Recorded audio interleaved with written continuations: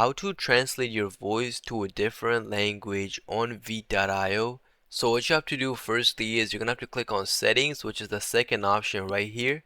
Then once you click on settings, you're gonna have to scroll down and you're gonna have to come under audio and you're gonna have to click on translate voice, which is the second option after clean audio. So just click on that.